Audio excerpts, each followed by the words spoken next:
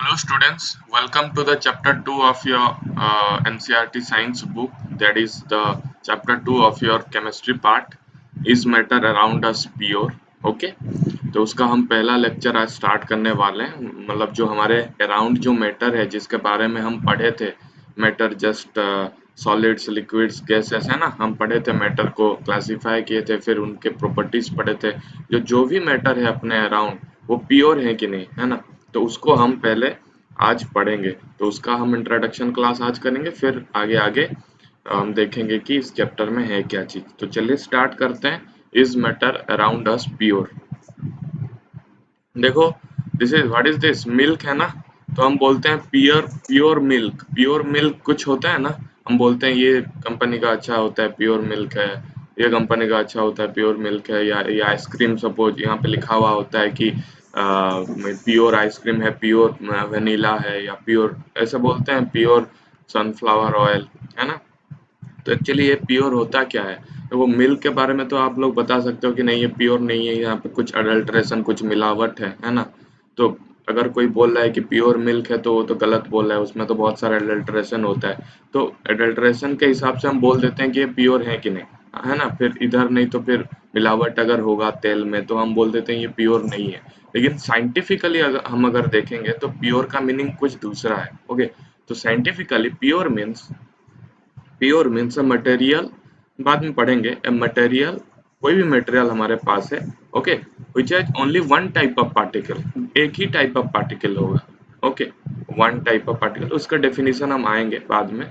अगर एक मटेरियल के जो कंस्टिट्यूएंट है, जो जिस चीज से वो बना है, ओके, जिस चीज से वो बना है, वो अगर बस एक ही टाइप से बना होगा, एक ही टाइप ऑफ पार्टिकल या एक ही टाइप ऑफ थिंग, ओके, एक ही टाइप ऑफ कंपाउंड, या एक ही टाइप ऑफ, तुम बोल सकते हो एक ही टाइप ऑफ मटेरियल से वो बहुत बड़ा मटेरियल बन गया, या जो भी चीज बना वो एक ही टाइप से ही बना, तो हम उसको बोलेंगे प्योर। ओके, तो प्योर सब्सटेंसेस में a material which is made up of only one type of particle. तो इधर देखो मिल्क के केस में क्या है, मिल्क बहुत सारे चीज यहाँ पे मिलावट है। देखो ये वाटर, तुम जिसको बोलते हो कि नहीं ये प्योर मिल्क है, उसमें भी बहुत सारे चीज मिलावट है। जैसे वाटर भी है इधर, है ना, वाटर है, फिर प्रोटीन है, फिर फैट पार्टिकल्स हैं। तो तीन चीज डिफरेंट डिफरेंट चीज हो गया। वाटर कोई डिफरेंट चीज है, प्रोटीन कोई डिफरेंट चीज है, फैट कोई डिफरेंट चीज है, तो तीन मिला के हमें मिल्क मिल रहा है ना। और भी बहुत सारे चीज होंगे यहाँ पे जो कि हमें पता नहीं चलता, प्योर मिल्क बोल देते हैं, मतलब पानी मिलावट नहीं है, उस हिसाब से हम बोलते हैं। Adulteration means you are telling कि मतलब मिल्क में पानी नहीं है, पानी मिलावट नहीं है ना। तो हम अगर पानी को हटा भी दें तो उसमें क्या क्या आ रहा है, प्रोटीन आ रहा है, फैट आ रहा है, it means this is not pure. Similarly ice cream के केस में भी वही है, वही यहाँ पे भी प्रोटीन है, यहाँ पे भी फैट है। तो ये सब चीज वो नहीं है, ओके, प्योर नहीं है। Pure means that should be made up of one type of particle. समझ में आ रहा है, फिर बाद में पढ़ेंगे। अभी देखो, फिर एक जैसे सॉयल हो गया, हम सॉयल को बाहर से देखते हैं, this is soil, layer of soil. लेकिन सॉयल जब हम बाहर से देखते हैं, कोई बोलेगा नहीं ये पूरा प्योर मिट्टी है ना, तो ये प्योर मिट्टी में हमारे अच्छे पेड़ पेड़ वगैरह उगते हैं, ऐसे बोलेगा। लेकिन हम अगर उसको साइंटिफिकली स्टडी करेंगे तो सॉयल का लेयर्स होता है ना। तो ये जो फर्स्ट लेयर है, ये जो फर्स्ट लेयर है, हम अगर ऐसे नीचे देखेंगे, ये जो पेड़ वगैरह हम इधर रह रहे हैं, तो इधर बहुत सारे ऑर्गेनिक मैटर है, जैसे पेड़ हो गया, कुछ भी, इधर पानी हो गया, ओके। फिर जो नीचे हम जाएंगे, ओके, नीचे जब हम जाएंगे we will see the constituents of soil, okay. तो इस ये जो लेयर है, ये फर्स्ट लेयर को हम बोलेंगे सरफेस सॉइल, फिर आ जाएगा सब सॉइल, फिर पेरेंट रॉक, फिर रॉक मासेस आ जाएंगे, ओके, पत्थर आ जाएगा। तो ये जो सॉइल है, ये जो सॉइल का जो लेयर है, ये लेयर्स है, वो पूरा क्या है, इम्प्योर सब्सटेंसेस है। लेकिन हम बोलते हैं ना कि ये पूरा प्योर मिट्टी है ना। तो वो अब बस हम सरफेस को देख के बोलते हैं। सरफेस में भी उस यहाँ पे भी बहुत सारे पार्टिकल्स होंगे, different different particles, okay. Water जो बोला वो तो नीचे रहता है, लेकिन इधर जब पेड़ पौधे होते हैं, जो भी ऑर्गेनिक मैटर हमारे पास है, ओके, तो वो सब क्या है, वो भी डिफरेंट टाइप ऑफ पार्टिकल्स हैं। यहाँ पे जो ऊपर है, ऊपर लेयर में भी बहुत सारे डिफरेंट टाइप ऑफ पार्टिकल्स होंगे। तो ये same he one number of particle से ये बना नहीं है, ओके। तो मतलब वन टाइप ऑफ पार्टिकल से ये बना नहीं है, तो हम उसको क्या बोलेंगे, ऑब्वियसली इम्प्योर बोलेंगे, ओके।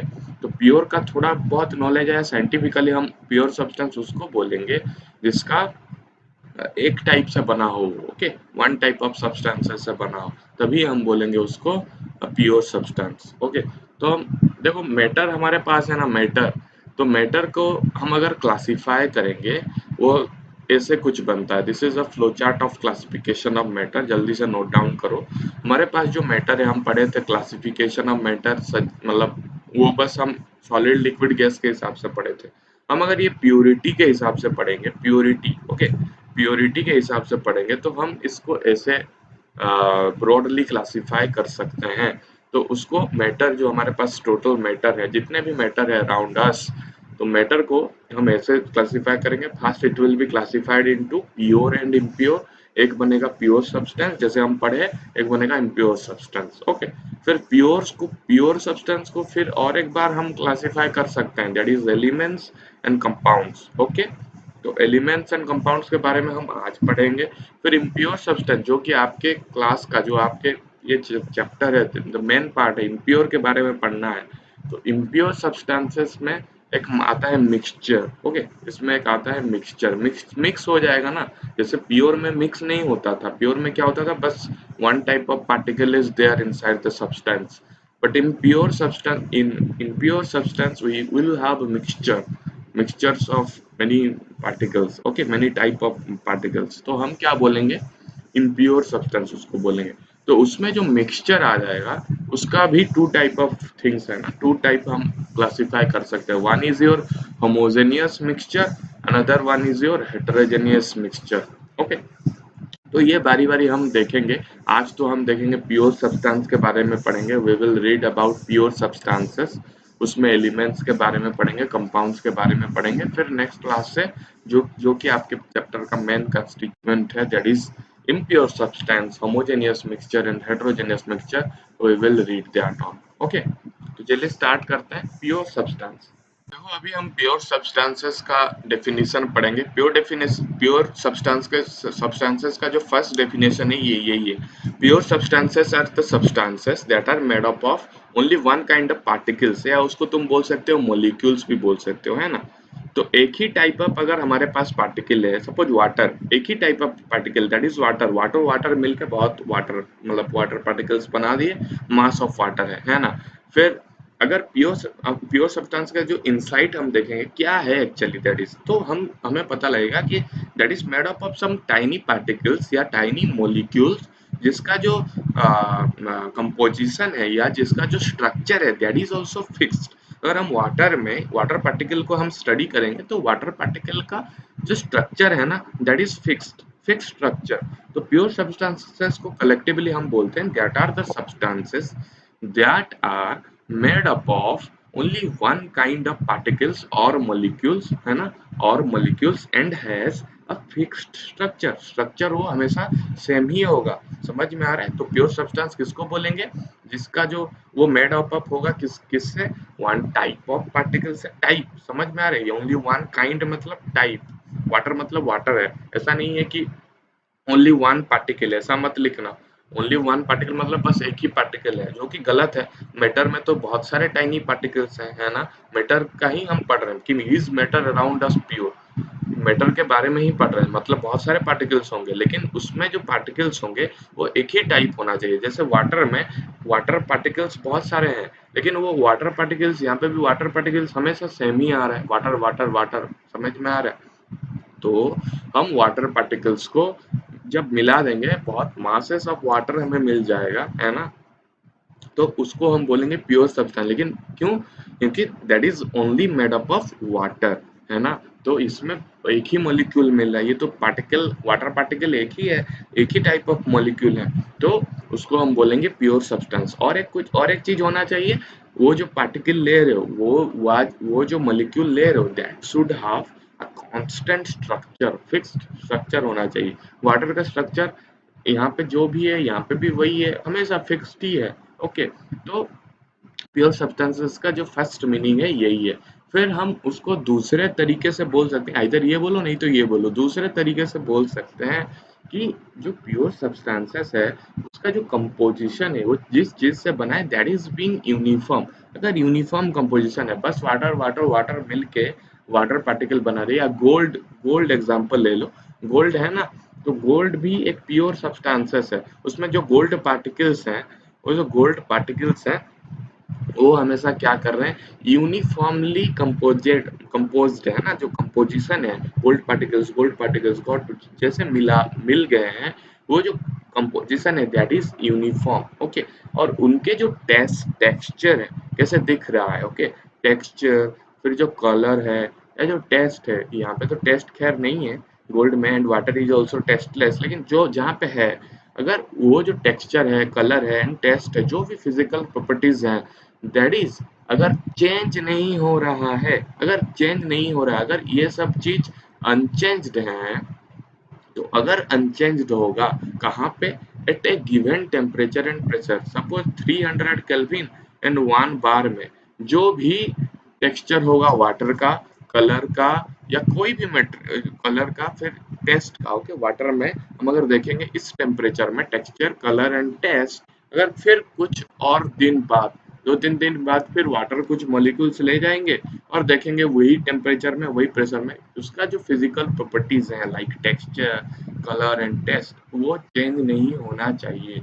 कोई भी मटेरियल ले लो, अगर चेंज हो रहा है then that is not pure, अगर चेंज नहीं हो रहा है then that is what, that is pure substance. Gold को तुम किसी भी टेम्परेचर प्रेशर में ले जाओ, उसका सेम, अगर सेम ही टेम्परेचर प्रेशर में बार बार ले रहे हो तो इसके जो प्रॉपर्टीज आएंगे like texture, colour and taste, that is should be constant. तो हम दो डेफिनेशन पढ़े, एक डेफिनेशन में क्या पढ़े, that should be made up of only one type of particles and should have fixed और कांस्टेंट स्ट्रक्चर। फिर second definition is your, a pure substance is one that has a uniform composition, जो composition होगा that is similar thing, okay, ये दोनों similar ही thing है, वही लिख देना। ये थोड़ा आपके लिए difficult होगा समझना, बाद में जाएंगे तो easy लगेगा, लेकिन अभी के लिए ये याद रखो, ये ज्यादा easy है। लेकिन ये भी तुम लिख सकते हो कि always has the same texture, this is a property, okay, this is a property, लेकिन definition के लिए ये ही best है। ये भी definition है लेकिन ये एक property है कि इसका जो कंपोजिशन होगा that should be uniform and the texture, colour and taste are not changing with temperature and pressure, okay, that should be constant. फिर ये आपका डेफिनेशन हो गया, this is your definition, this is a property, okay, नहीं तो इसको भी definition में डाल सकते हो, ओके। फिर इसके दो और भी प्रॉपर्टीज हैं, और एक प्रॉपर्टी है अपना, उसका जो कंपोजिशन है ना, हम बताए थे यूनिफॉर्म कंपोजिशन है, उसका जो कंपोजिशन है प्योर सब्सटेंसेस का, जो पार्टिकल्स जैसे बन रहे हैं, तो वो क्या होगा, कभी भी चेंज नहीं होगा, कोई भी फिजिकल मेथड तुम अप्लाई करो। सपोज वाटर है हमारे पास, तो वाटर को तुम अगर हीट कर रहे हो तो वाटर वेपर बन रहा है, वेपराइजेशन बोलते हैं इसको। तो अगर वाटर वेपर बन रहा है तो वाटर वेपर का भी जो हम देखेंगे ना, वाटर वेपर का भी जो कंस्टिट्यूएंट देखेंगे वो भी वाटर ही है, H2O ही है, H2O का एक फॉर्म है। फिर अगर इसको मतलब कूल कर रहे हैं तो आइस बन जाता है, आइस बन जाता है, आइस भी वाटर पार्टिकल्स ही है, वाटर पार्टिकल्स मिलके आइस बनना है, समझ में आ रहा है। तो यहाँ पे जो मतलब जो कंपोजिशन है वो चेंज नहीं हो रहा है, तुम फिजिकल मेथड्स अप्लाई कर रहे हो, गोल्ड को अप्लाई करो, उसको मेल्ट भी कर दो, उसको हीट करके मेल्ट भी कर दो, वो जो गोल्ड पार्टिकल्स होगा वो सेम ही होगा, समझ में आ रहा है, वहां पे भी वही गोल्ड पार्टिकल्स होंगे। तो वही है कि we cannot change the composition of pure, जिस चीज से वो बना है, यहाँ पे जैसे H2 हाइड्रोजन एंड ऑक्सीजन के यूनिफॉर्म कंपोजिशन से बना है। देखो देखो हम बोले ना वन काइंड ऑफ पार्टिकल्स और मॉलिक्यूल्स, मॉलिक्यूल्स भी हो सकता है, समझ में आ रहा है। तो H2O is made up of water molecules, समझ में आ रहा है। H2O2 डिफरेंट डिफरेंट मतलब कोई टेम्परेचर में या कोई कांस्टेंट प्रेशर एंड टेम्परेचर में वो दोनों मिक्स हुए एंड वाटर बन गए। तो वो दोनों जो मिक्स हुए that is in a uniform composition, वो मिक्स हुए। देखो H2 एंड O, देखो H2 कितना, हाइड्रोजन यहाँ पे कितना है, 2 है, यहाँ पे ऑक्सीजन का कितना एटम है, 1 है, तो 2:1 रेशियो में वो मिक्स हो रहे हैं, यानी हमेशा उसी रेशियो में ही रहेंगे, है ना। H2 and O will be remaining in this ratio always। तुम इसको आइस बनाओ या वाटर वेपर बनाओ, कोई सा भी चीज बना लो, H2 ऐसे ही दिखेगा आपको, समझ में आ रहा है। तो यहाँ पे यूनिफॉर्म कंपोजिशन है ना, तो ये कंपोजिशन को आप चेंज नहीं कर सकते, okay. you cannot change the composition here. That's why it is a pure substance. Okay and you cannot change it by any means. Physical method में तुम चेंज नहीं, केमिकल मेथड में बहुत सारे हैं, हम बाद में डिस्कस करेंगे, लेकिन फिजिकल मेथड्स में you cannot change the composition of that particular matter. Okay, तो उसका एक चीज है, ये एक प्रॉपर्टी है हो गया। और एक प्रॉपर्टी हम पढ़ेंगे that should have a fixed boiling and melting point. इस चीज के बारे में हम पढ़े हैं, boiling point and melting point are the temperature at which the constant temperature at which the material will be boiled और melt, मतलब मेल्ट होगा नहीं तो बॉयल होगा, तो उसको उसी टेम्परेचर को हम बॉइलिंग एंड मेल्टिंग पॉइंट बोलते हैं। जैसे वाटर के केस में boiling is what, boiling temperature is 100 degree centigrade, फिर melting point is what, 0 degree centigrade, है ना।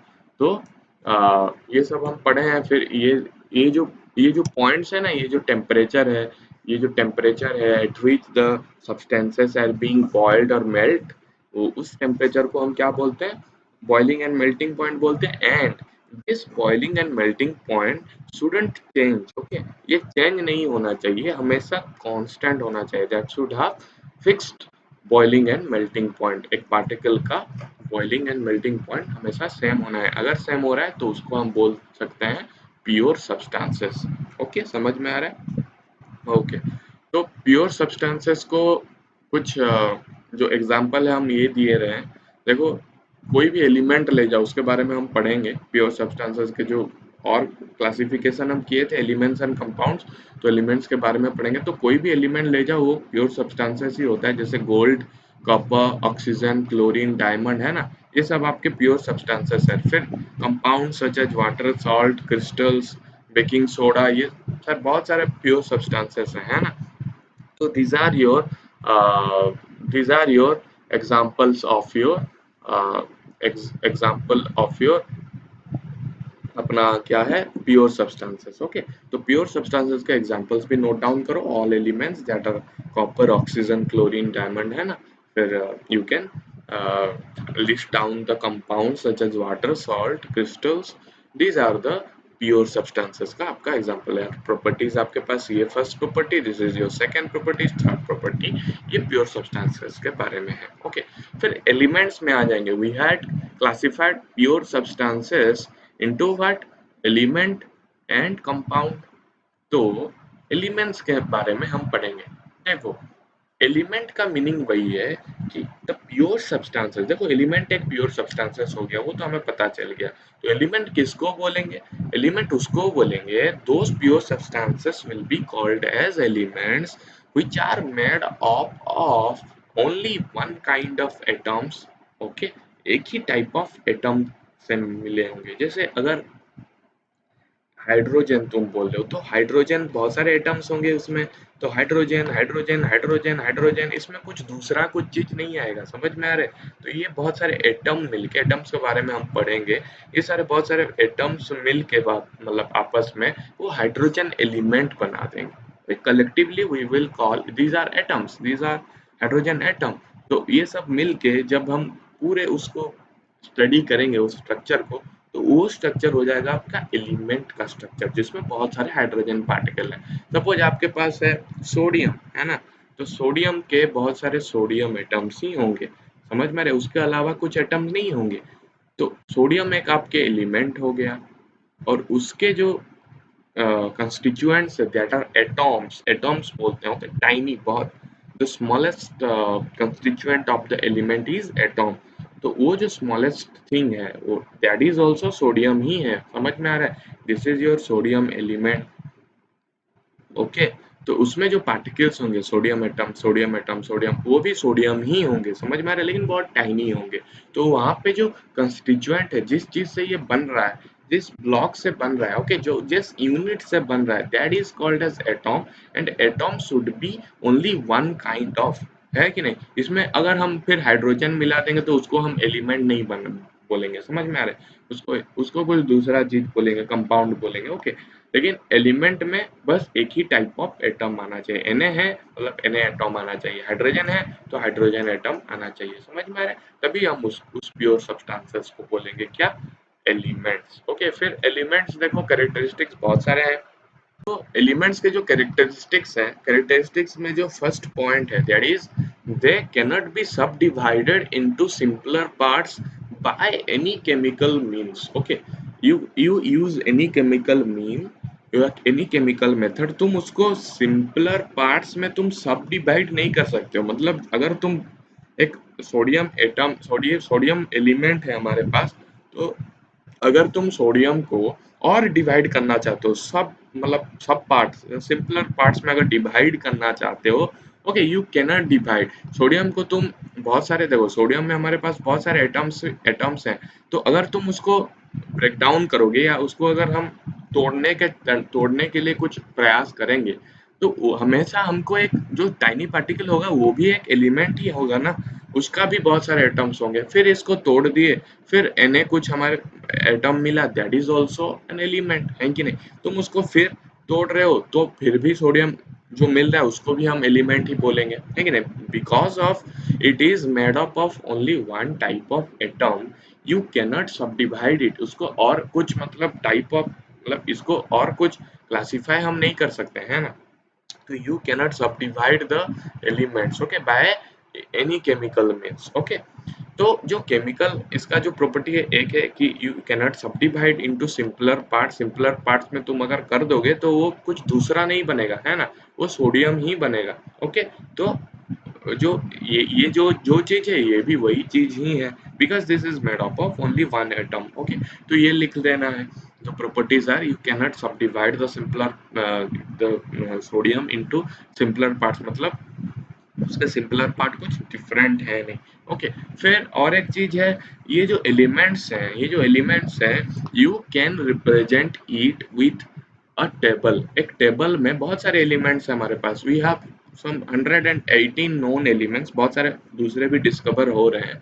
तो एलिमेंट्स जो 118 है, we can put them inside a periodic table. उसको एक टेबल बोलते हैं, चार्ट बोलते हैं, उसको पीरियोडिक टेबल बोलते हैं। उसके अंदर हम डाल सकते हैं with help of some properties. उसके कुछ प्रॉपर्टीज होंगे एलिमेंट्स के, है ना, तो वो जो प्रॉपर्टीज के हिसाब से हम उसको लिस्ट डाउन करके वो एक चार्ट बना सकते हैं, जिसको हम बोलते हैं पीरियोडिक टेबल, है ना। इसको याद रखने का कोई जरूरत नहीं है, ये आपके पास रेडीली अवेलेबल है।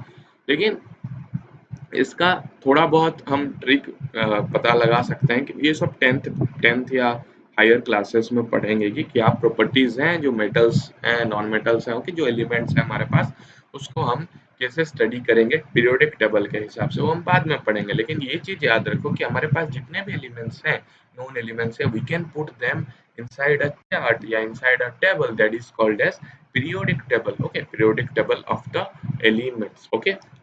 We how to classify the elements with the help of periodic table, we will read it in the higher classes, okay। by properties हम उसको list down करते हैं, या हम by properties we can differentiate among the what elements, okay, कि कौन सा चीज क्या है।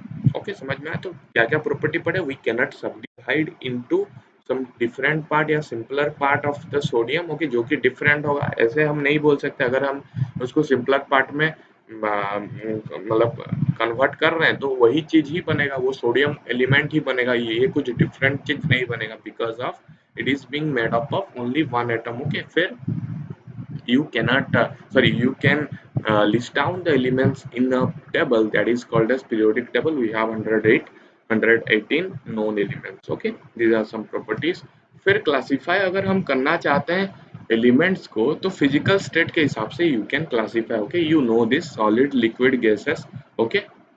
Solid liquid gases solid liquid gases हमारे पास तीन स्टेट है, हमारे पास स्टेट्स ऑफ मैटर, है ना। तो सॉलिड लिक्विड गैस के मतलब जो स्टेट के हिसाब से we can classify the elements into solids liquid gases. यानी यहाँ पे जितने भी एलिमेंट्स हैं इस पीरियोडिक टेबल में, किसी को तुम सॉलिड बोल सकते हो, किसी को तुम लिक्विड्स बोल सकते हो, किसी को तुम गैसेस बोलते हो। लेकिन जब बोल रहे हो उसको सॉलिड या लिक्विड या गैसेस, हमेशा याद रखना कि उसको टेम्परेचर स्पेसिफाई करना है कि इस टेम्परेचर में ये रह रहा है। जैसे जैसे कोई भी अगर हमारे पास एलिमेंट है, वो किसी कुछ टेम्परेचर में गैस भी हो सकता है, कुछ टेम्परेचर में वो लिक्विड भी हो सकता है, कुछ टेम्परेचर में वो सॉलिड भी हो सकता है ना। तो तुम टेम्परेचर स्पेसिफाई करना। कोई भी अगर पूछ रहा है क्वेश्चन कि ये भैया बोरन क्या है, ये बोरन है, ओके, तो ये बोरॉन है क्या चीज, तो तुम क्या बोलोगे, टेम्परेचर बताओ भैया, टेम्परेचर कौन सा टेम्परेचर में ये क्या है, वो डिफरेंट वेरी करता है।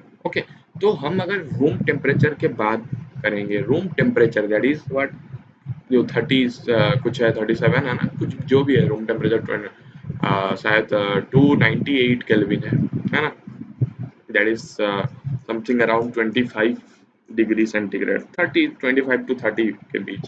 तो उस टेम्परेचर में, रूम टेम्परेचर में, तो द एलिमेंट्स, ओके, जो भी एलिमेंट होंगे, हम अगर उसको स्टडी करेंगे तो हमारे पास 11 ऐसे एलिमेंट्स हैं, हमारे पास 11 एलिमेंट्स है, दैट इज बीइंग, मतलब उसको हम गैस बोल सकते हैं। Okay, this elements 11 number of elements exist at gas, मतलब गैस में, गैस की तरह ये लोग एग्जिस्ट करते हैं 11 एलिमेंट्स। सपोज हम बोलते हैं हीलियम, हीलियम, ओके, इसको हम बोलेंगे हीलियम, हीलियम एक गैस है। At room temperature, at room temperature we have 11 elements that are existing as gas, gas के हिसाब से वो एग्जिस्ट करेंगे, जैसे helium, neon, argon, okay, krypton, xenon, radon. कितना बन गया, 1 2 3 4 5 6। फिर हमारे पास फ्लोरीन भी है, क्लोरीन भी है। Okay, we have fluorine and chlorine. फिर आपके पास है ऑक्सीजन एंड सल्फर। फिर वी हैव नाइट्रोजन। ये जो 11 एलिमेंट्स है at room temperature that is around 298 Kelvin will exist as gas। Okay, बहुत सारे सॉलिड हैं, जैसे सोडियम हो गया, मैग्नीशियम हो गया, कैल्शियम हो गया, पोटेशियम हो गया, okay, scandium, titanium, vanadium, chromium. Okay, these are some solid, these exist as solid crystals। फिर लिक्विड्स, लिक्विड्स भी बहुत सारे हैं हमारे पास। ओके, देखो टू, मतलब मर्क्यूरी एक एग्जांपल है, ब्रोमीन एक एग्जांपल है। Okay, mercury and bromine, these are two example which exist as liquid at room temperature to 298 kelvin में। हमारे पास मरकरी कहाँ पे, this is your mercury, and bromine, bromine यहाँ पे है। ओके, तो ये दोनों लिक्विड के हिसाब से एग्जिस्ट करेंगे, है ना, कब, जब रूम टेम्परेचर में हो। तो आपके पास बहुत सारे लिस्ट हो गए रूम टेम्परेचर में, ये सब अपने गैस के हिसाब से एग्जिस्ट करेंगे, ये सब, ये दोनों लिक्विड के हिसाब से, एंड ये जो हमारे पास जो sodium, potassium, magnesium, calcium, scandium, scandium, titanium, vanadium, ये सब अपने सॉलिड के हिसाब से एग्जिस्ट करेंगे। समझ में आ रहा है, तो we can classify the elements by this method two. Okay, समझ में आ रहा है, ओके।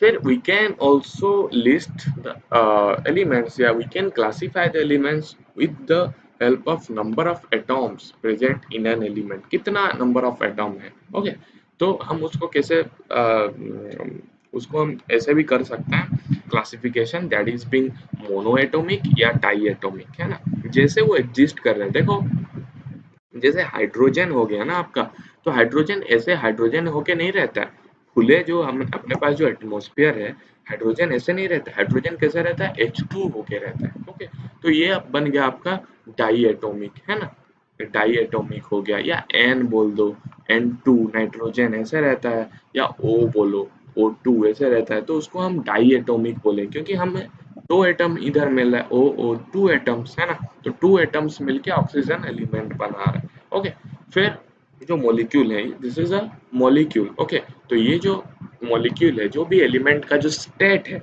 उस स्टेट में टू एटॉम्स है ना, इसको तो इसीलिए हम डाई एटॉमिक बोलेंगे।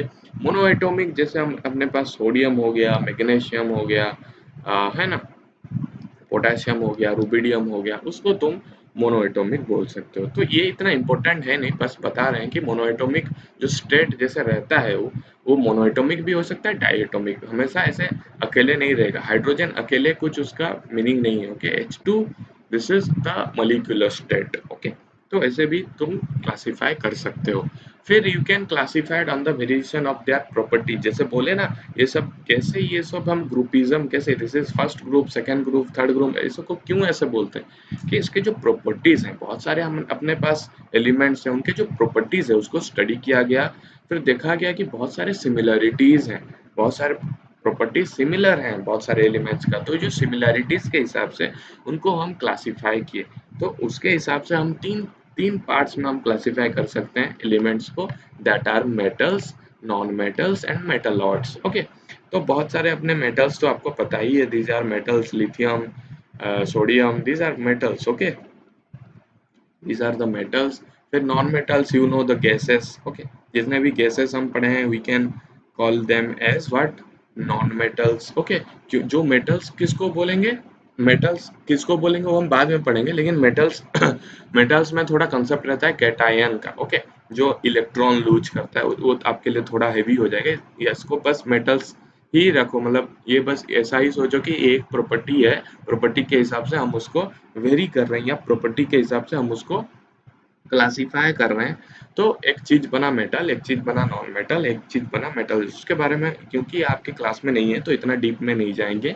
मेटल्स एंड नॉन मेटल्स मतलब जिसके पास मेटल के प्रॉपर्टी नहीं है उसको हम बोलेंगे नॉन मेटल। फिर मेटालॉइड्स किसको बोलेंगे, जो इन दोनों के बीच इंटरमीडिएट हो, ओके, मेटल्स कुछ मेटल के प्रॉपर्टीज हो या कुछ नॉन मेटल्स के, दोनों के प्रॉपर्टीज के इंटर मतलब थोड़ा थोड़ा उधर थोड़ा इधर, ओके, मतलब दोनों के मिक्सिंग प्रॉपर्टी जब आ जाएगा उसमें तो उसको हम बोलेंगे मेटलॉइड्स। तो मेटलॉइड्स के कुछ एग्जांपल जैसे जर्मानियम है ना, सिलिकॉन है, ओके, दिस आर्सेनिक है, ये सब आपके कुछ मेटलॉइड्स के एग्जांपल है, ओके, समझ में आया।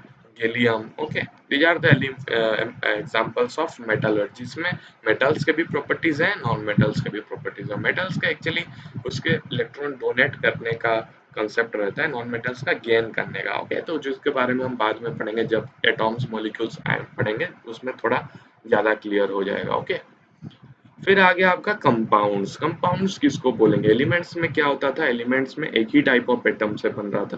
कंपाउंड्स में this is also pure substance, हम ये याद रखना है कि हम प्योर सब्सटेंस में ही है, we have not gone to impure substance, mixture में हम गए नहीं है। प्योर सब्सटेंस में और एक चीज आता है दैट इज कंपाउंड। कंपाउंड किसको बोलेंगे कि compound is made up of two और मोर एलिमेंट्स, एलिमेंट्स बहुत सारे होंगे जैसे वाटर में, है ना, वाटर में this is element, this is element, okay, तो which is composed of two और more elements combined chemically, chemically combined हुए होंगे in a definite ratio, this is important, in a definite ratio they are combined. यहाँ पे देखो 2:1 ratio में hydrogen and oxygen combine हुए, okay, तो ये दोनों जो कंबाइन हुआ, ये जो रेशियो हुआ दैट शुड बी डेफिनाइट या कांस्टेंट रेशियो हम बोल सकते हैं। तो कांस्टेंट रेशियो हम बोलेंगे, कांस्टेंट रेशियो हमेशा होना चाहिए, अगर नहीं हुआ तो that is not a pure substance, हम पहले से ही पढ़ रखे हैं, that should be the composition should be constant, okay. तो chemically in a definite ratio, फिर such that it can be broken into elements only by chemical means, okay, इसको तुम ब्रेक डाउन करोगे, ओके, इसको तुम ब्रेक करने का try करोगे तो उसको तुम बस केमिकल मेथड से ही कर सकते हो, फिजिकल मेथड से तुम करने बस इसको, वाटर को अगर हम हीट कर देंगे तो water and oxygen, water and sorry hydrogen and oxygen हम वही रहेगा ना, हमको इसको अगर हम आइस में कन्वर्ट करेंगे, ओके, तो आइस का भी वही मॉलिक्यूल है, H2O मॉलिक्यूल है ना, तो इसको जो कंस्टिट्यूएंट पार्टिकल्स हैं that are hydrogen and oxygen, ये दोनों एलिमेंट से बना है, तो उसको अगर हम करना चाहते हैं हाइड्रोजन एंड ऑक्सीजन में डिकम्पोज करना चाहते हैं, अगर वाटर को अगर हाइड्रोजन एंड ऑक्सीजन दोनों अगर अलग करना चाहते हैं तो we can apply some chemical methods, okay, but you can not apply some physical method and change the water into hydrogen and oxygen, yeah, you cannot separate the hydrogen and oxygen from water, okay, so you should have a chemical method to separate hydrogen and oxygen from water, समझ में आ रहा है। जैसे electrolysis हम कभी आप पढ़े होंगे आपके सीनियर से, इलेक्ट्रोलिसिस करते हैं, ओके, करंट देके हम वाटर को अलग करते हैं, यू मतलब बहुत सारे एग्जीबिशन में भी आप लोग देखे होंगे, ये बहुत पॉपुलर चीज है जो करते हैं बच्चे। तो बहुत सारे ऐसे मेथड्स हैं वी कैन अप्लाई, ओके, जो कि हम बाद में पढ़ेंगे, यहाँ पे तो बस कंपाउंड के बारे में पढ़ना है। कंपाउंड यही है कि that is being composed of two or more elements, okay, combined chemically in a definite ratio, ये याद रखना है, definite ratio में देखो वाटर में जैसे 2:1 में है, ऐसे रेशियो में हमें बनाना है such that this cannot be broken into elements, okay, element में ये ब्रोक डाउन नहीं कर सकते with the help of what, physical methods, physical methods में हम नहीं कर सकते, बस केमिकल मेथड्स में we can break them into elements, okay, that is compound. देखो बस कंपाउंड के बारे में वही है, हम इसको फिर जैसे एलिमेंट्स के जैसे हम क्लासिफाई नहीं करेंगे, लेकिन एक चीज है, वाटर को हम क्यों कंपाउंड बोल रहे हैं, कुछ डिफरेंट प्रॉपर्टीज है। ओके, तो इसको हम पढ़ेंगे। जैसे the composition of pure water is same through out, है ना। H2O, देखो, वन वन पार्ट ऑफ, देखो ये जो बोल रखा है ना, it always contains one part of hydrogen and 8 parts of oxygen by weight. तो इसके बारे में तुम इतना मतलब वो नहीं हो जाओ, मतलब स्ट्रेस करने का जरूरत नहीं है। हम जब पढ़ेंगे एलिमेंट के वेट के बारे में, जब एटॉम्स एंड मॉलिक्यूल्स पढ़ेंगे, उसमें पढ़ लेंगे कि देखो ये जो चीज है ना, हाइड्रोजन है, तो हाइड्रोजन का जो मास होता है या वेट जो होता है, that is one one unit होता है। ओके, 1 यूनिट होता है। फिर जो ऑक्सीजन का, दैट इज 16 यूनिट होता है। ओके, जो यूनिट है वो हम बाद में पढ़ेंगे। तो इसका मास या वेट है, दैट इज 1 यूनिट, इसका वेट होता है 16 यूनिट। तो यहाँ पे जो रेशियो है, ये तो टू टू अमाउंट, मतलब 2 एटम है ना हाइड्रोजन का, तो यहाँ पे 2 यूनिट हो गया इसका मास। ओके, तो इसका 16 यूनिट हो गया। तो अगर रेशियो देखेंगे, दैट इज 1:8 हो गया ना। तो वही बोल रहा है कि it always contains one part of hydrogen and 8 parts of oxygen by weight. नहीं तो तुम एटॉम्स के हिसाब से बोल सकते हो 2 parts of hydrogen and 1 part of oxygen. Okay, by atoms. By weight जब बोलोगे, तब क्या बोलोगे, 1 part of hydrogen and 8 part of oxygen. समझ में आ रहा है? हमेशा यही रहेगा। ओके, हमेशा तुम कुछ भी करो, इसको जितना ब्रेक डाउन करने का ट्राई करो फिजिकल मेथड से, यही कंपोजिशन रहने वाला है। तो दैट इज अ, मतलब एक प्रॉपर्टी बन गया ना कंपाउंड का। The composition of pure water की जगह कंपाउंड लिख दो, compound is same throughout. Okay, ये तो कंपाउंड में नहीं आएगा, बस ये वाटर में आएगा। Okay, this is generally a property of compound. फिर देखो, द कंस्टिट्यूएंट ऑफ, ये तो पढ़ चुके हैं, constituent of water can not be separated by physical means, हो ना। तो फिजिकल मीन्स मतलब फिजिकल मेथड से हम इसके जो कंस्टिट्यूएंट है, that is hydrogen and oxygen, है ना। ये एलिमेंट, एलिमेंटल या मॉलिक्यूलर स्टेट है, ये एक एलिमेंटल और मॉलिक्यूलर स्टेट है। इसके जो एलिमेंट्स है, that are hydrogen and oxygen, उसको अगर हम सेपरेट करना चाहते हैं, तो you can not apply physical method. Okay, you should have a definite chemical method. Okay, chemical method apply करके you can decompose it to hydrogen and oxygen. जैसे हम बताए थे electrolysis. Okay, that is electrochemical means. Okay, जैसे हम current pass करेंगे तो hydrogen and oxygen अलग हो जाएगा, उसको हम बाद में पढ़ेंगे 10th में। Okay, that is also a part property that the constituent of a compound, okay, compound जैसे लिख दोगे compound cannot be separated by physical means। समझ में आ रहा है? Okay, ये तो बस वाटर के लिए है। फिर the composition of pure water is same through out, ये तो वही है, ये तो हम पढ़ चुके हैं। दैट इज मतलब रिपीट हो गया है ना, दिस इज रिपीटेड। ओके, तो वही है, दो प्रॉपर्टी आपके पास है, two properties you have, that are the composition of pure water is same throughout. Okay, ये दोनों मतलब सेम ही है। ओके, बस रिपीट हो गया, लेकिन दो ही प्रॉपर्टी है आपके पास, that the composition of compound is same throughout and the constituent cannot be separated to elements by physical methods. Okay, इसीलिए वाटर में ये चीज नहीं हो पाई, ये चीज और मतलब ये चीज सेटिस्फाई हो रहा है, that's why we are calling water as a compound. समझ में आ रहा है? ओके, तो बस प्योर सब्सटेंसेस इसमें इतने तक ही लिमिटेड है। ओके, प्योर सब्सटेंसेस में हम क्या पढ़े, प्योर सब्सटेंसेस में एलिमेंट्स पढ़े, कंपाउंड पढ़े। एलिमेंट्स के बहुत सारे क्लासिफिकेशन पढ़े, कंपाउंड्स का बस उतना ही है, बस प्रॉपर्टीज में ही लिमिटेड रखना है ना। तो प्योर सब्सटेंसेस हमारा खत्म हो गया, जो कि आपके एनसीईआरटी में कुछ है नहीं इसका। ओके, प्योर सब्सटेंसेस बस आपको एक इंसाइट देने के लिए हम बता रहे हैं। हम डायरेक्ट पढ़ेंगे क्या, impure substance, that is mixture, that is the main part of your NCERT chapter. Okay, उसको हम नेक्स्ट लेक्चर में डिस्कस करेंगे। ओके, तो आई होप कि जो प्योर सब्सटेंसेस है, प्योर क्या है एक्चुअली, तो उसको आप लोग खुद और एक बार इसको लेक्चर को और एक बार थोड़ा रिवाइज करके देख सकते हो। इतना कुछ है नहीं, बस ये इंट्रोडक्शन टाइप है। तो आई होप कि आपको ये सब समझ में आ गया हो, प्योर सब्सटेंस क्या आप किसको बोलते हैं and the classification of pure substances. Okay, in the next class we will read about the mixtures. Okay, in next class we will read about the mixtures, जो कि आपके एनसीईआरटी का मेन पार्ट है। ओके, तो आज के लिए इतना ही। Thank you.